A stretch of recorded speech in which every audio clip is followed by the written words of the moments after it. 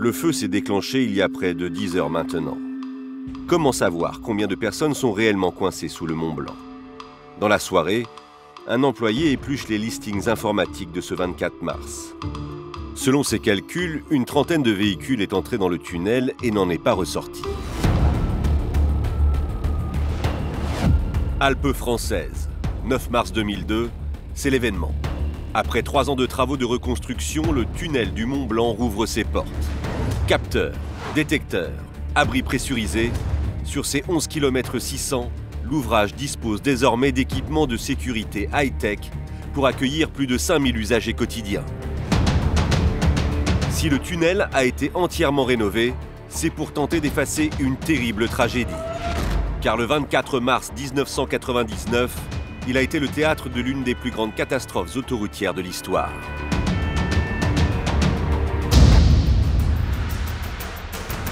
Les premières heures, je disais, mais c'est un mauvais rêve, cet incendie, c'est pas possible, c'est pas possible.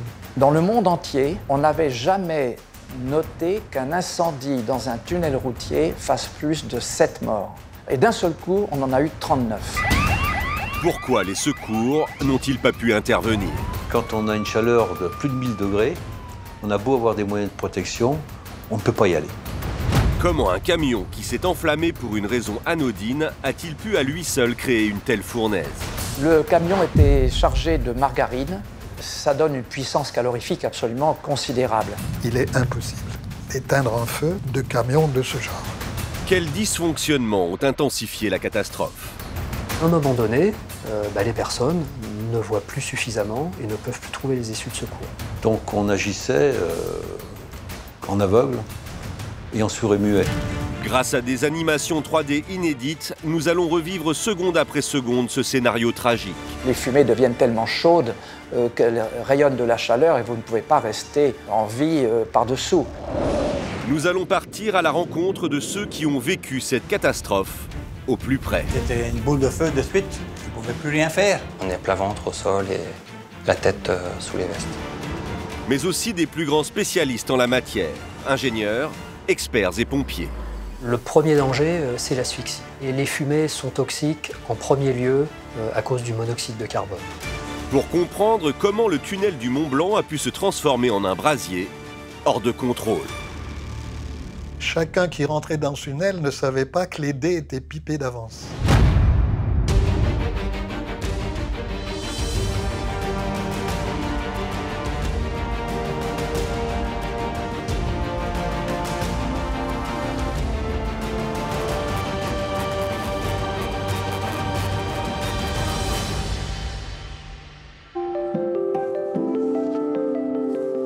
Nous sommes dans les années 50, dans la vallée de Chamonix. À l'époque, rejoindre l'Italie depuis la France est un véritable cauchemar. La seule option est alors une route de montagne aussi sinueuse que dangereuse. Il faut compter plusieurs heures pour parcourir les 12 km qui séparent les deux frontières. À l'époque, il fallait franchir les cols, alors des Grands Saint-Bernard, du Petit Saint-Bernard, avec des contraintes très fortes l'hiver, puisque l'école était fermée, puisqu'il y a plusieurs dizaines de mètres de neige. Le 30 mai 1959, les ministres français et italiens des Travaux publics lancent un projet pharaonique, les travaux de percement du tunnel autoroutier du Mont Blanc. Avec ses 11 km 600, il sera alors le plus long tunnel au monde. Seulement ce gabarit hors norme en fera également un ouvrage particulièrement dangereux en cas d'accident. Donc c'était un pari fou, un pari complètement fou de réaliser cette percée sur 11 km 600 qui allait rejoindre la France et l'Italie.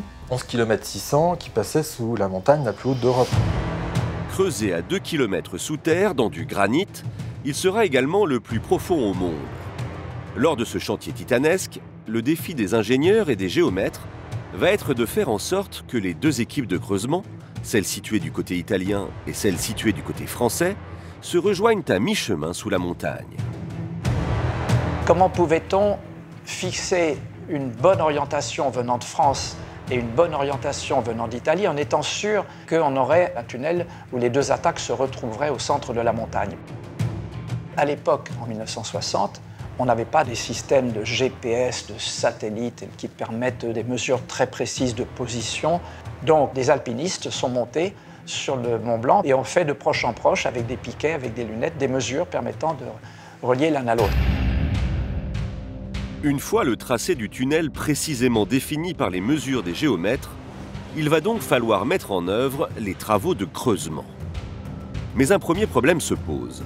Le noyau de granit situé sous le Mont Blanc est beaucoup trop épais et résistant. Impossible donc d'utiliser un tunnelier comme ceux existants à l'époque. Alors pour forer le million de mètres cubes de roches séparant les deux pays, les ingénieurs vont faire appel à un jumbo, un échafaudage mobile équipé de 15 perforatrices à air comprimé. L'engin hors norme pèse 75 tonnes pour une hauteur de 3 étages. Donc ça ressemblait à un tunnelier, mais de manière beaucoup plus simple, où on creusait et on perforait, et ensuite on mettait effectivement de la dynamite pour faire exploser la roche. Une technique qui va s'avérer plus que délicate. Jean Martinetti, alors jeune chamoniard étudiant en génie civil, présent sur le chantier, se souvient. On chargeait les trous,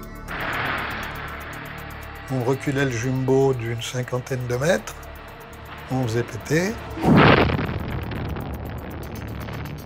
Et là, c'était la partie de chantier la plus délicate parce qu'il fallait tout de suite renforcer les parois de la roche mise à nu par un boulonnage pour s'opposer au phénomène de décompression. Comme elle se trouve en présence de vide, elle se décomprime. Durant 3 années, près de 700 ouvriers français et italiens vont se relayer chaque jour sur le site. Ils vont assembler les 770 000 boulons, 6 900 fleurets, 300 tonnes de fer et 60 000 tonnes de ciment nécessaires pour bâtir puis soutenir la voûte. Chaque jour, les ouvriers avancent de 8 à 12 mètres. L'avancement du chantier a été remarquable. On ne peut pas dire qu'on ait progressé depuis. On ne va pas plus vite dans une roche de ce genre pour percer avec des trous à l'explosif qu'on ne l'avait fait à l'époque. Sur ce titanesque chantier du tunnel du Mont Blanc, les ouvriers évoluent dans des conditions extrêmement difficiles. Il faut être là tout l'instant, des fois la nuit, travailler 2 jours consécutifs, 2 fois. C'est un peu les conditions de travail de nos ancêtres les mineurs dans le Nord ou ailleurs. À 2000 mètres sous la roche, les accidents sont très fréquents. Il faut dire qu'on n'y voyait pas trop clair non plus. Hein. Vous aviez des projecteurs, mais il faisait chaud, il y avait des vapeurs, enfin c'est glissant, il y a de la flotte, il faut faire attention un peu partout. En tout, 23 hommes vont perdre la vie sur le chantier suite à des éboulements et divers accidents. Personne ne s'en doute encore, mais ce ne seront malheureusement pas les seuls disparus du tunnel du Mont Blanc.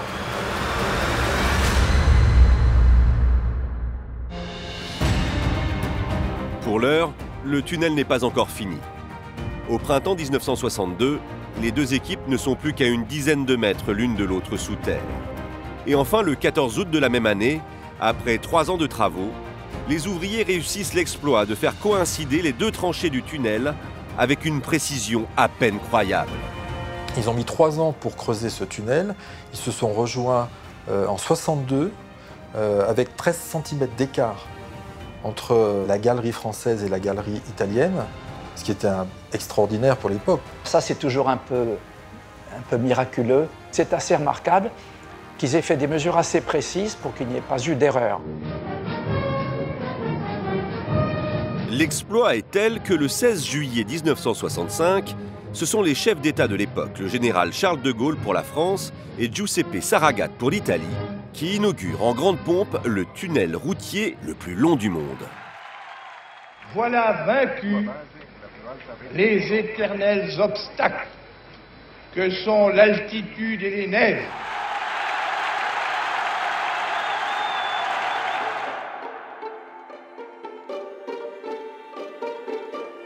La vocation première, c'était un lien entre les peuples, un lien vraiment entre le peuple français et le peuple italien. Il faut bien s'imaginer qu'on était quand même au lendemain de la Seconde Guerre mondiale et il y avait une volonté politique très forte de créer ce lien.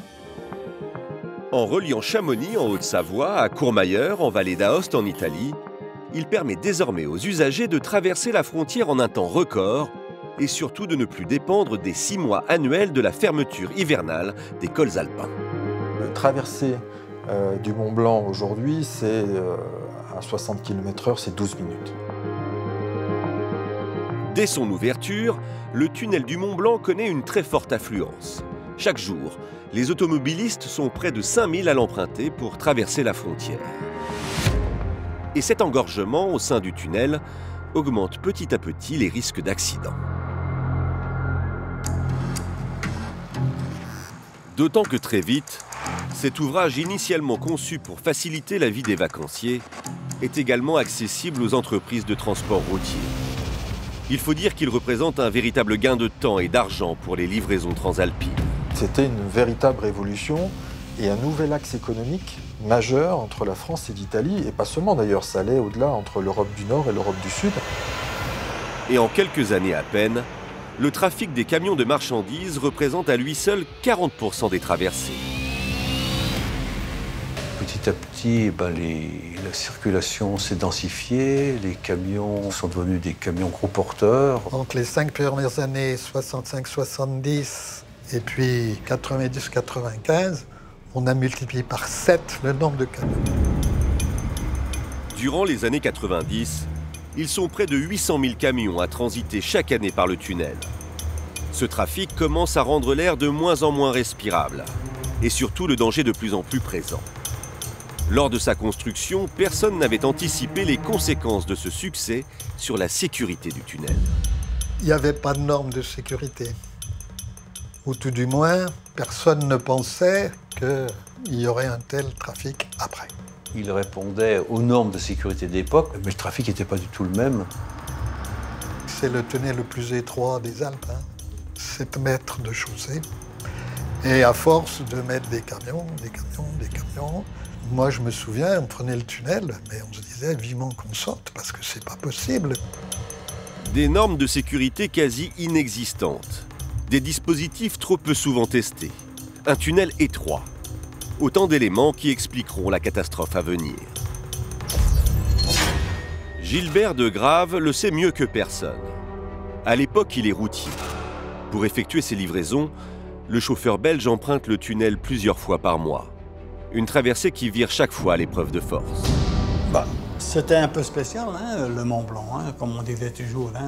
C'est l'ascension pour arriver, tout ça, il fallait connaître. Il ne fallait pas mettre un débutant non plus avec un poids lourd là-dedans. C'était constamment des voitures, des camions qui descendaient vers la France et nous vers l'Italie, vice-versa. Il fallait toujours faire très attention. C'est pour ça qu'ils ont appelé à un certain moment que c'était le boyau de la mort. Le boyau de la mort, un surnom qui fait froid dans le dos. Il faut dire que les routiers, maintenus dans une forme de compétitivité permanente, ne respectent plus les distances de sécurité, ni les limitations de vitesse. Cette affluence a également des répercussions sur l'atmosphère générale du tunnel.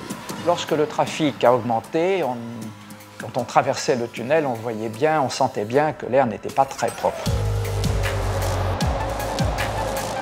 Pourtant, en milieu confiné, la gestion de l'air est plus que primordiale. Elle est vitale. Pour pouvoir y respirer convenablement, il faut maintenir un bon système d'aération.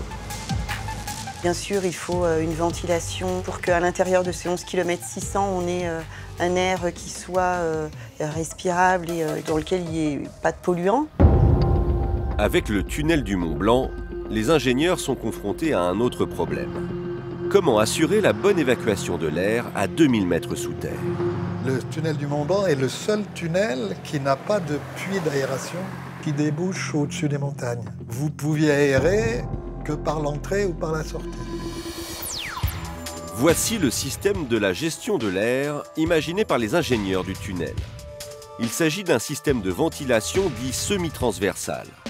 De l'air pur est injecté par des bouches d'aération réparties tout au long de la chaussée. L'air vicié, quant à lui, est chassé vers l'extérieur du tunnel par des bouches d'aspiration réparties sur la voûte du tunnel. Le tunnel dispose aussi d'un système d'urgence, prêt à se déclencher en cas d'alerte. En tunnel, il y a un événement qui est très redouté, c'est l'incendie. puisque les fumées ne vont pas pouvoir s'échapper comme elles le font à l'air libre. Elles vont rester à l'intérieur du tunnel. Et donc, il va y avoir un besoin de ventiler le tunnel. Dans le cas d'un incendie, c'est le système d'extraction de l'air vicié du tunnel qui devra servir de réseau de désenfumage, c'est-à-dire d'aspiration des fumées. Il aspirera les fumées grâce à des trappes réparties en voûte du tunnel et renvoyées vers l'extérieur par des gaines d'air viciées situées sous la chaussée. Les usagers, quant à eux, peuvent trouver refuge dans 15 abris, accessibles tous les 600 mètres. Mais ce dispositif sera-t-il suffisant en cas d'incendie? En 34 ans, seulement 2 simulations ont été organisées dans le tunnel du Mont Blanc, comme celle-ci, datant de 1975. L'opération a parfaitement réussi. Il s'agissait de vérifier l'efficacité des dispositifs de sécurité. Mais à l'aube de l'an 2000, ces équipements mis en place il y a plus de 3 décennies ont sérieusement vieilli. Le tunnel est resté le même. Donc, côté service d'incendie et de secours, le tunnel, pour nous, était une source d'interrogation, voire de doute, voire de crainte.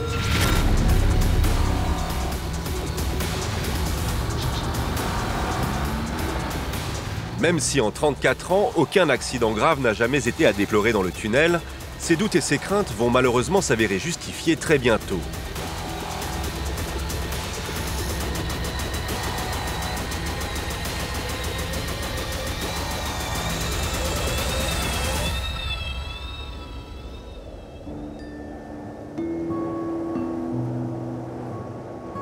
« 24 mars 1999. Le printemps fait timidement son apparition sur la vallée de Chamonix. C'est une journée de temps dégagé qui s'annonce. Le routier belge Gilbert Degrave s'apprête à partir de Bourg-en-Bresse pour effectuer une livraison vers Parme, en Italie. Un exercice de routine pour le chauffeur qui a 25 ans de métier derrière lui et aucun accident important à déplorer. En partant de Bourg-en-Bresse à Parme, où je devais décharger, j'avais que pour 6h30 de conduite, donc 7h on va dire. Donc j'étais à mon aise. Première étape, la zone de régulation située à 20 km de Chamonix, où le chargement de son camion va être contrôlé. Avant d'arriver au tunnel, de chaque côté, aussi bien côté français que côté italien, tous les véhicules de plus de 3,5 tonnes doivent se présenter sur nos aires de régulation. Pour traverser le tunnel, il est interdit de transporter des matières dangereuses comme par exemple du gasoil, de l'ammoniac ou du dioxyde de carbone liquéfié. Aujourd'hui, ce n'est pas le cas du routier belge. La cargaison de son semi-remorque contient 9 tonnes de margarine et 12 tonnes de farine, destinées à de la marchandise de boulangerie. Je ne sais pas combien de fois j'ai été, mais j'ai été plusieurs fois, peut-être 40, 50 fois. Chargé avec de la margarine et de la farine, enfin, préparée pour faire du pain. Moi, j'ai jamais eu de problème. Vers 10h30, il emprunte la rampe d'accès qui mène au tunnel du Mont Blanc. Et lorsqu'il passe le portail de sécurité, son camion est autorisé à pénétrer dans le tunnel. C'est pourtant cette marchandise anodine qui va être à l'origine d'un brasier incontrôlable.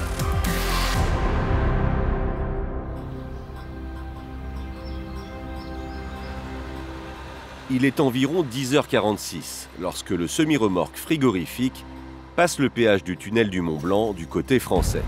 Moi, j'ai pris mon ticket. Moi, je suis entré dans le tunnel tout à fait normalement. 10h48. Alors qu'il n'a parcouru que 2 km dans le tunnel en direction de l'Italie, Gilbert Degrave réalise que des conducteurs arrivant en sens inverse lui font des appels de phare répétés. Là, j'ai eu des appels de phare. Là, je me suis quand même posé la question, qu'est-ce qui se passe là? C'est pas normal, ça. Automatiquement, qu'est-ce qu'on fait quand on appelle de phare? J'ai regardé mon tableau de bord. Il n'y a rien qui s'indiquait pour dire qu'il y avait un problème. Rien. Arrivé au kilomètre 6, c'est-à-dire au beau milieu du tunnel, Gilbert Degrave réalise que de la fumée se dégage de son propre camion. J'ai regardé dans le rétroviseur à droite et j'ai vu qu'il y avait de la fumée qui se dégageait. C'est bizarre. Le chauffeur comprend que la situation est critique. À cet instant, il ne voit pas d'autre solution que d'immobiliser son camion. Donc, il s'arrête, il panique. Je suis descendu du camion pour regarder d'où cette fumée s'est dégagée. Et sur l'entrefait que j'étais entre la cabine et la remorque, je voyais la fumée qui sortait du dessous de ma cabine. Ce que le routier ignore à cet instant, c'est que le fait d'arrêter son camion va accélérer la combustion de l'incendie. L'air du tunnel faisait que, en passant par-dessus, le carburant ne s'enflammait pas. Quand le camion s'est arrêté, alors là, brutalement, les vapeurs de carburant se sont enflammées.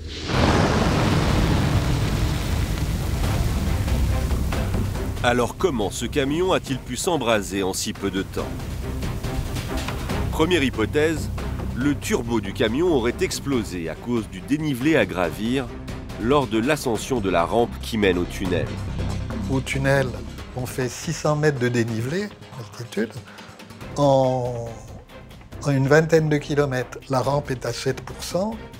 Tous les incendies ou les départs de feu ou les explosions de turbo dans le tunnel du Mont Blanc, depuis qu'il existe, c'est dû au fait de cet échauffement des moteurs. Seconde hypothèse, le filtre à air aurait souffert d'un vice de conception. Mais surtout, une dernière expertise affirme que le filtre se serait enflammé à cause d'un mégot de cigarette jeté par un autre véhicule et qui aurait été aspiré par le camion de Gilbert de Grave, plus d'1 kilomètre avant son entrée dans le tunnel.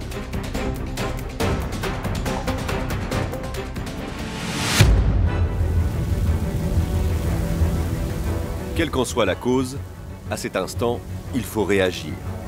Face à son camion qui s'embrase, le routier se précipite vers son extincteur accroché dans sa cabine. J'ai même pas eu le temps, donc je ne pouvais plus rien faire. C'était une boule de feu de suite. Il a vu des flammes sortir sous son fauteuil, bon... Qu'est-ce que j'ai fait? Il n'y avait qu'une solution, hein. Une seule solution, s'enfuir. Il est 10h53. Gilbert de Grave se met à courir vers la sortie italienne. Quelques secondes plus tard, la cabine s'enflamme et transforme le tunnel en un terrible brasier. J'ai prévenu la France comme quoi que le camion était en feu. Il n'y avait personne qui a répondu. Effectivement, aussi incroyable que cela puisse paraître, côté français, le régulateur du tunnel, l'homme chargé de la sécurité de l'ouvrage, a quitté son poste au même instant. Puisque le camion se trouve à mi-chemin sous le tunnel, tous les espoirs reposent désormais sur le régulateur italien. Mais là aussi, il y a un problème. Côté italien, le système d'alerte incendie et de désenfumage était désactivé. Autant d'éléments qui aggravent la situation de seconde en seconde, alors que les équipes du tunnel devraient lancer les procédures d'urgence. Dans un incendie, c'est les premières minutes qui sont cruciales. On a 5 ou 10 minutes pour évacuer. Les services de sécurité français et italiens n'étant pas informés de l'incendie, des véhicules continuent de s'engouffrer comme si de rien n'était de chaque côté du tunnel. Les conducteurs ignorent alors qu'ils s'engagent dans un véritable piège mortel. Chacun qui rentrait dans ce tunnel ne savait pas que les dés étaient pipés d'avance. Gilbert de Grave arrive sur la plateforme italienne où il est pris en charge par des pompiers. À ses côtés, quelques rescapés ont également réussi à sortir sains et saufs. Au départ, moi j'ai vu des flammes, il y avait des cris, des hurlements et des coups de klaxon infernales, comme si ça bouchonnait ou des gens qui voulaient forcer le passage. Je sais qu'il y en a un qui m'a dit « Vous avez eu beaucoup de chance, monsieur, vous êtes vivant ». À 10h54, l'alerte est finalement donnée par un automobiliste à une borne d'appel. L'alarme retentit au centre de secours principal de Chamonix et une première équipe de pompiers part immédiatement sur les lieux.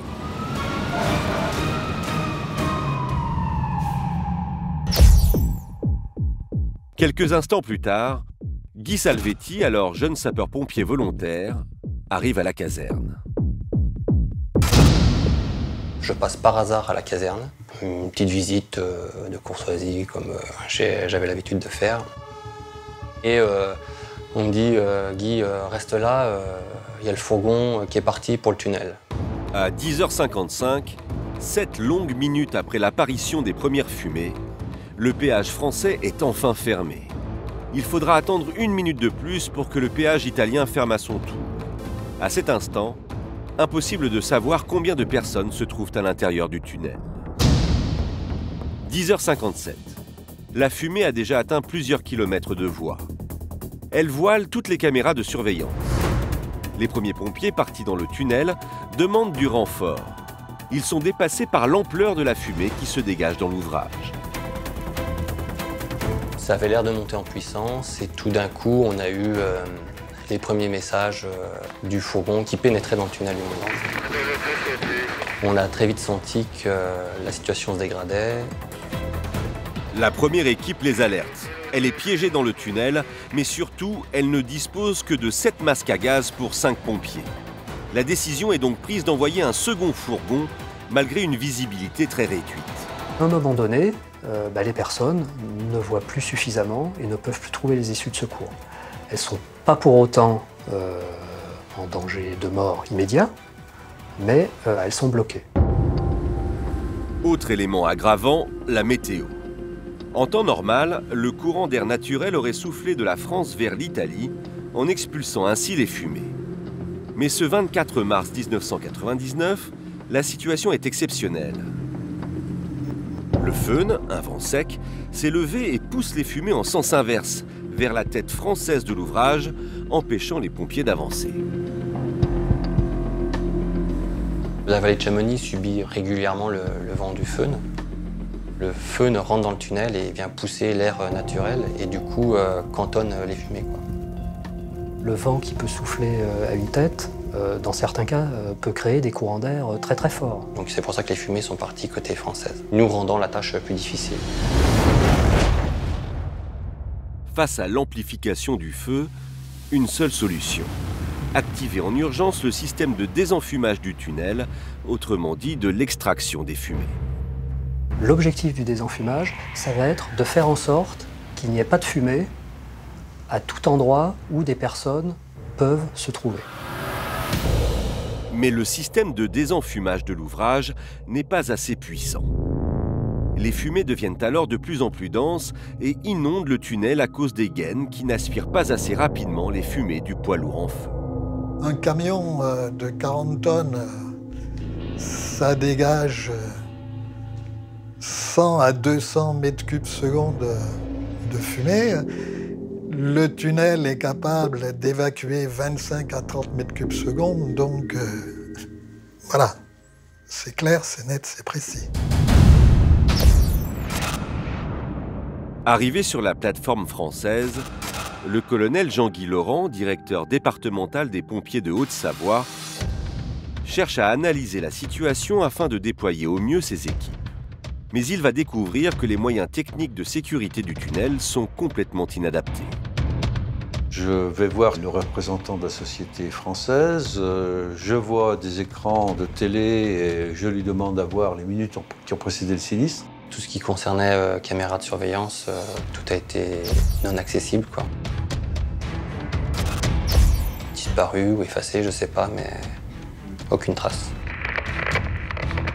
Les moyens de communication ne marchaient pas non plus, ça les avait sautés, brûlés. Donc on agissait en aveugle et en sourd et muet. L'ordre est alors donné au service technique italien d'inverser la ventilation longitudinale, c'est-à-dire dans le sens horizontal, pour que les fumées se dirigent vers la tête italienne du tunnel. On a commencé à essayer de se coordonner avec le côté italien, de manière à pouvoir essayer d'avancer. Donc on a demandé l'inversion de la ventilation, puisque la fumée nous arrivait, on avait 6 km de fumée côté France. On va utiliser donc des accélérateurs. Alors les accélérateurs, c'est ces ventilateurs qui sont accrochés au plafond des tunnels.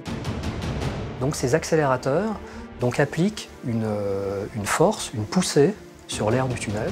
Ce dispositif doit être plus puissant que le courant d'air longitudinal naturel, puisque c'est ce dispositif qui va permettre d'optimiser les conditions d'intervention des sapeurs-pompiers, les conditions de survie des usagers qui sont encore dans le tunnel. Seulement, rien ne va se passer comme prévu. Les Italiens sont censés actionner la ventilation pour aspirer les fumées de leur côté et ainsi permettre aux sauveteurs de pénétrer côté français. C'est l'inverse qui se produit. Ils soufflent l'air en direction de l'incendie.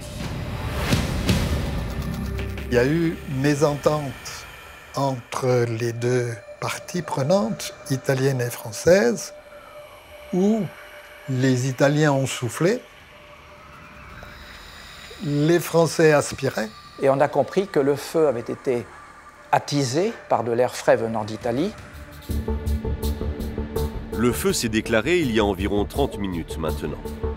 À cet instant, on ignore toujours si d'autres usagers sont restés coincés dans le tunnel. Seule certitude, plusieurs pompiers doivent être évacués en urgence. Moi, mon premier souci, c'était de dégager ceux qu'on avait identifiés, localisés. La seule mission qu'on se donnait, c'était de récupérer nos collègues. Alors, malgré le danger, une seconde équipe pénètre en camion dans l'ouvrage pour leur venir en aide. Mais l'épaisseur de la fumée va bientôt les obliger à avancer totalement à l'aveugle. Alors la fumée, déjà, elle était très grasse, très noire. De la visibilité au début du tunnel, et lorsqu'on franchit cette sortie de cheminée, un rideau de fumée noir, épais et le noir. On voyait rien, le camion, tantôt il tapait à droite, tantôt il tapait à gauche. On ne savait pas où on était, on savait qu'on était dans le bon sens de circulation, c'est tout ce qu'on savait. Pour s'approcher de leurs collègues, les pompiers savent qu'ils menacent potentiellement la vie d'autres victimes. S'il y a des usagers sur la voie, ils risquent de passer dessus, donc on se posait quand même des questions relativement fortes. Contraints d'avancer totalement à l'aveugle, les soldats du feu changent de stratégie. Quand on a une fumée qui est d'une densité telle qu'on ne voit pas sa propre main, on perd tout sens de l'orientation. Les pompiers n'ont alors qu'une seule solution. On a fait le choix de monter sur le trottoir et de frotter plus ou moins le parement du tunnel pour qu'il nous serve de rail. Le temps presse. Les pompiers de la première équipe se sont réfugiés dans l'un des abris anti-feu du tunnel. Mais sont-ils réellement en sécurité? Le premier danger, c'est l'asphyxie. Les fumées sont toxiques en premier lieu à cause du monoxyde de carbone. L'incendie tue plus par les fumées que par la chaleur. C'est l'asphyxie, d'abord des membres inférieurs, puis la perte de conscience et puis la mort.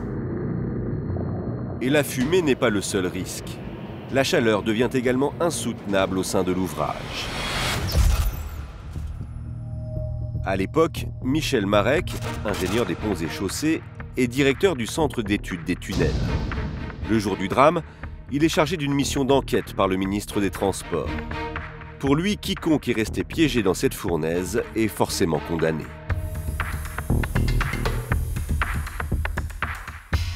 Quand le feu se développe, les fumées deviennent tellement chaudes qu'elles rayonnent de la chaleur et vous ne pouvez pas rester en vie par-dessous. Lorsqu'on va chercher une tarte dans un four à 250 degrés, on met un gant et on ne fait qu'un aller-retour. Quand on a une chaleur de plus de 1000 degrés, on a beau avoir des moyens de protection, on ne peut pas y aller. D'autres éléments permettent d'expliquer cette soudaine montée de chaleur. Pour tenter de comprendre ce qui a pu se passer, nous avons reconstitué en 3D le camion de Gilbert Degrave. Au moment de l'incendie, son réservoir est rempli de plusieurs centaines de litres de carburant, mais surtout son camion n'est pas un camion ordinaire. C'est un camion frigorifique. Déjà, le camion a deux moteurs. Le moteur de translation, un diesel, et le moteur pour le froid, le frigo dedans. La caisse est en polyuréthane, donc matériau extrêmement inflammable et dégageant des gaz toxiques. Pourtant, même frigorifique, un camion ne peut pas provoquer un tel incendie à lui seul. L'explication se trouve à l'arrière de ce semi-remorque de 40 tonnes qui transportait 12 tonnes de farine et 9 tonnes de margarine enveloppées dans du polystyrène. Le camion était chargé de margarine, c'est de l'huile, Dès qu'elle chauffe un peu, elle devient liquide, cette margarine, et ça donne une puissance calorifique absolument considérable. Et donc ça explique l'intensité très importante de l'incendie. On l'ignore alors, mais en cas d'incendie, un camion chargé de margarine est plus dangereux qu'un pétrolier de 30 tonnes. Il est impossible d'éteindre un feu de camion de ce genre. Avec une température avoisinant les 1000 degrés dans le souterrain, les murs en béton se fissurent, la voûte s'affaisse et même le revêtement du sol en goudron commence à fondre. On a fait venir des renforts et les véhicules qui revenaient avec de la suie qu'on a pu prélever. On a dit c'est pas possible, c'est le goudron qui brûle. Et pour que le goudron brûle, il faut des centaines et des centaines de degrés. Donc un feu d'une très grande intensité qui dure très longtemps. Jamais un tel phénomène n'avait été observé dans un tunnel. Le cœur de l'incendie est donc toujours totalement inaccessible. La chaleur ne se dissipe pas naturellement puisqu'elle est confinée dans le tunnel. Et très rapidement, au bout de quelques minutes, vous avez une élévation de température à proximité du sinistre et puis progressivement, ça se propage.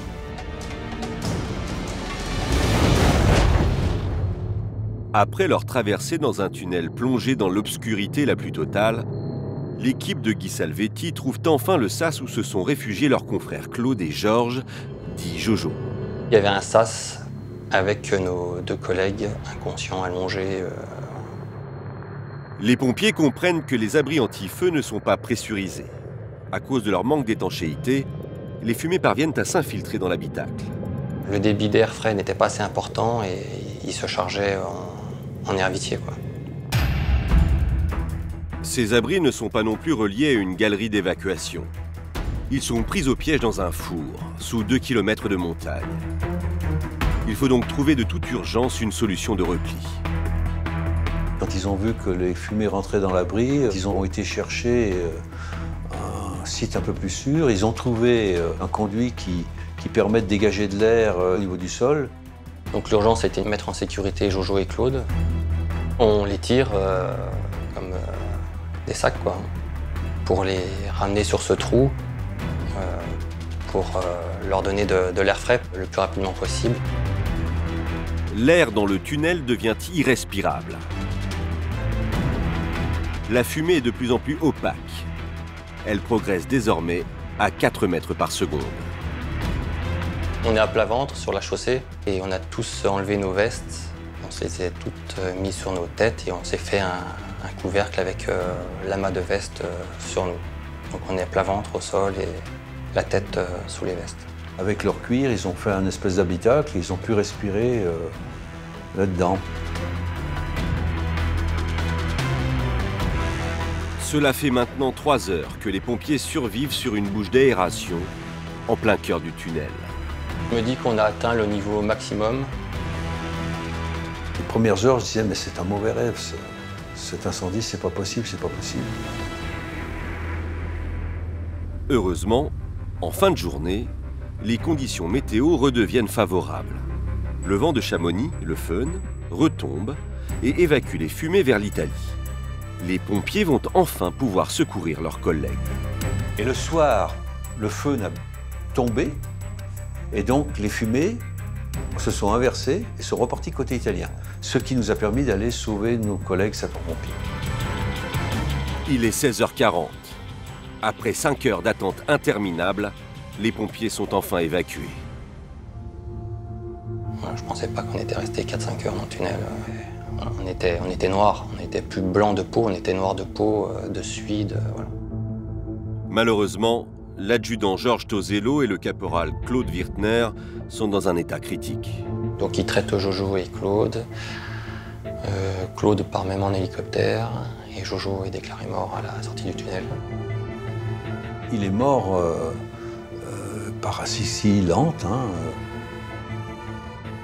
Je ne saurais pas comment le décrire, mais c'est aussi une frustration, c'est de se dire qu'on est là pour aller chercher les gens et les sauver, mais malgré tout, derrière, on part quand même en ambulance et on se retrouve victime. Et ça passe mal.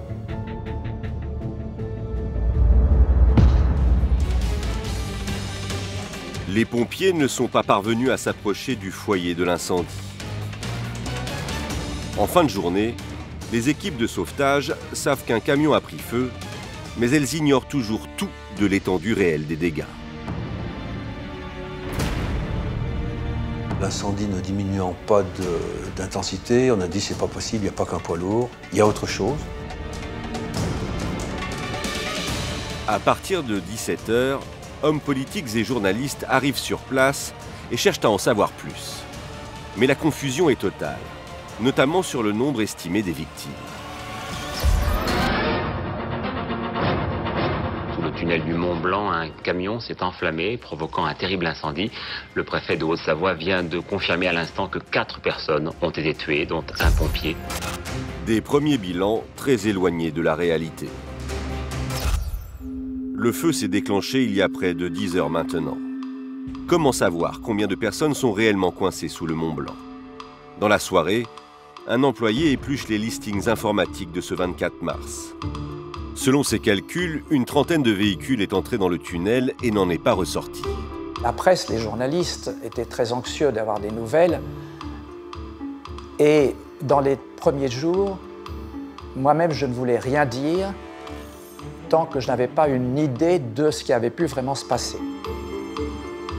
Tant que les pompiers n'auront pas pénétré dans le tunnel, aucune réponse précise ne pourra être apportée.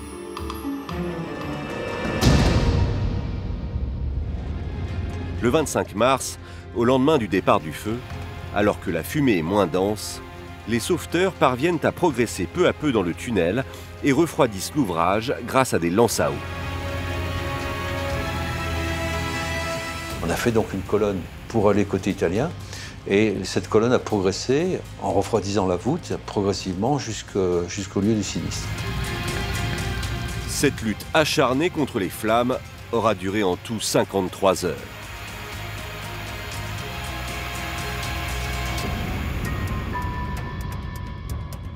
Le 26 mars, vers 16 h, soit plus de 2 jours après le début de l'incendie, les secours peuvent enfin pénétrer dans le tunnel.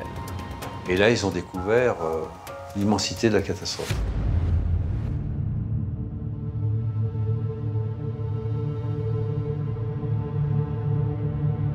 Lorsqu'ils atteignent le lieu du sinistre, au kilomètre 6, c'est la stupeur. Après l'extinction, au bout de 3 jours, nous, on a eu le droit d'aller sur le point zéro, le départ du sinistre, de se rendre compte de l'ampleur, de voir la voûte détruite, les carcasses de camions complètement réduites à l'état de ferraille. Il n'y avait plus d'habillage, il n'y avait plus rien. Ça a mis en exergue ce qu'on redoutait, et même pire que ça. Pire que ça, ce sont une trentaine de carcasses de voitures et autant de victimes qui se matérialisent sous les yeux des pompiers. Je ne pensais pas qu'il y aurait eu autant de véhicules et autant de victimes. Un four, donc voilà, je crois que le terme est suffisamment évocateur. On a découvert un four où il y avait des carcasses de véhicules et des restes humains particulièrement disséminés où il en restait très peu. En découvrant la position des véhicules et des corps au sein du tunnel, les enquêteurs reconstituent le déroulé de cette catastrophe et comprennent ce qu'ont enduré les victimes. Les premières victimes qu'on a trouvées, c'était des victimes qui étaient au fin fond de la queue qui s'était formée et qui essayaient de trouver un abri. Mais les fumées vont plus vite qu'un homme qui court. L'asphyxie était inévitable. La plupart des passagers ont perdu la vie dans leur voiture, intoxiqués en quelques minutes par le monoxyde de carbone rejeté par les fumées de l'incendie. D'autres ont tenté de fuir, mais privés d'oxygène, le moteur de leur véhicule s'est arrêté. Les gens qui étaient dans les voitures ne voyaient pas ce qui se passait. Ils voyaient des véhicules arrêtés devant eux et ils n'ont vu la fumée les envahir qu'au dernier moment. S'ils avaient quitté leur véhicule tout de suite, ils auraient pu s'éloigner et peut-être avoir une chance de s'échapper ou d'aller dans des refuges qui étaient plus loin de l'incendie. Il est absolument clair qu'aucune personne n'a été, excusez-moi du mot, crématisée. Enfin, voilà, Heureusement pour elles, donc elles sont toutes mortes asphyxiées. L'incendie a été détecté à 11h moins 10, moins le quart. Bon, compte tenu, à 11h05, 11h10, il n'y avait plus personne. 39 personnes ont péri dans les flammes ce 24 mars, dont un pompier français et un secouriste italien. Un tragique record. Avant l'incendie de 1999 dans le tunnel du Mont Blanc, dans le monde entier, on n'avait jamais noté qu'un incendie dans un tunnel routier fasse plus de 7 morts. 7 morts, et d'un seul coup, on en a eu 39. Ça a marqué nos consciences, et ça a marqué, à titre personnel, ça a marqué ma carrière, c'est sûr. Ça m'a marqué aussi affectivement, parce que je ne suis qu'un être humain. J'ai dû aller annoncer à la veuve le décès de son mari. Je ne suis pas rentré dans les pompiers pour ça, mais j'ai dû le faire. Et donc, voilà, c'est une pierre noire pour les pompiers. Le tunnel du Mont Blanc, fleuron de la technologie et du génie civil français et italien, semblait indestructible. Mais cette montagne abritait en fait un colosse aux pieds d'argile. La catastrophe, elle n'était pas annoncée, mais elle était redoutée. Moi, j'étais un peu en colère, quoi. À l'aube de l'an 2000, qu'il y ait des accidents, oui, mais les catastrophes comme celle-ci, non. Après le chaos, il faut tenter de comprendre comment ce camion a pu prendre feu et provoquer un tel brasier. Mais aucune enquête n'apportera de réponse précise. Il y a eu des experts, des contre-experts, des batailles d'experts. Et à ma connaissance, l'origine du feu n'a jamais été déterminée avec exactitude. Je me pose encore toujours cette question. Comment ça se fait que ce camion a pris feu? C'est un ensemble d'événements qui sont superposés et qui, comme toute catastrophe, à un moment donné, c'est la goutte de trop qui a fait déborder le vase. À présent, un nouveau défi de taille attend les ingénieurs. Il faut rebâtir l'ouvrage et revoir entièrement son dispositif de sécurité.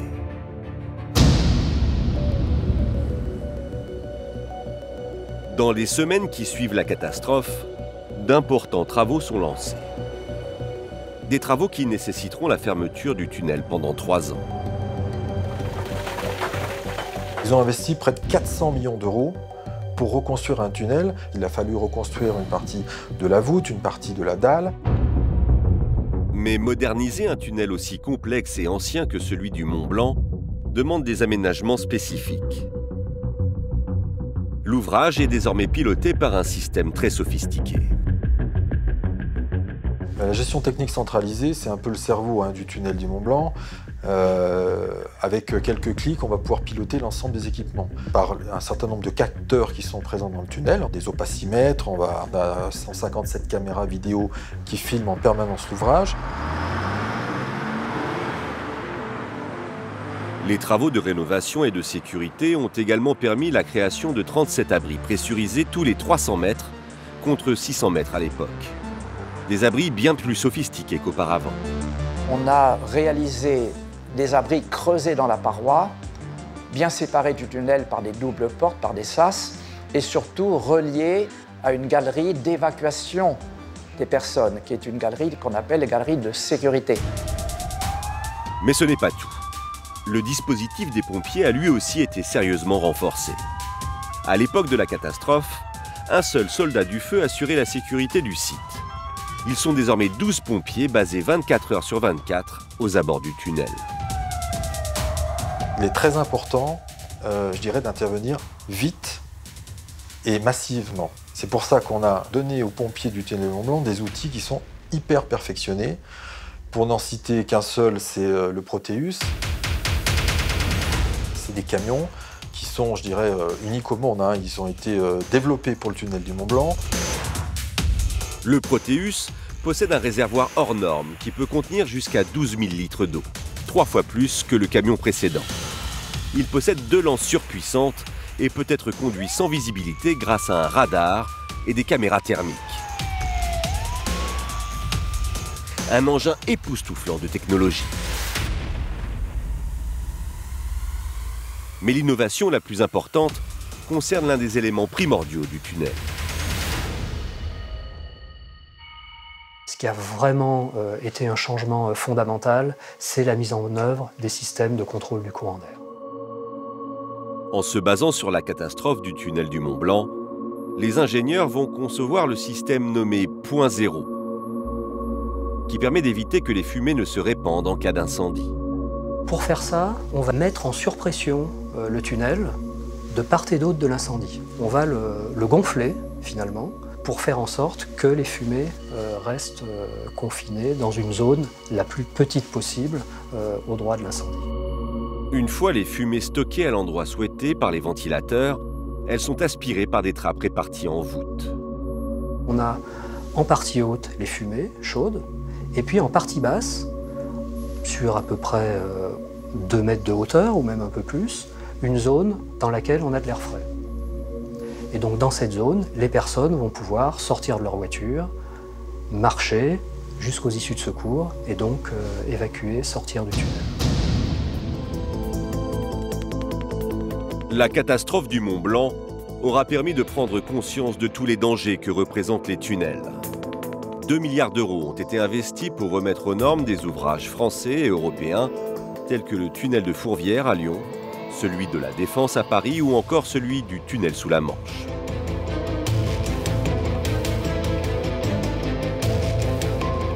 Ce qu'on pourrait craindre, c'est toujours l'effet de routine. Au bout de 10, 20, 30 ans, 40 ans, quand vous n'avez aucun événement grave, vous avez tendance à dire tout va bien. Donc, notre préoccupation, c'est de tout faire pour que les exploitants de tels tunnels restent vigilants et sans cesse imaginent le pire. Restez vigilants et imaginez le pire pour éviter qu'une telle catastrophe ne se reproduise. Une catastrophe hors de contrôle.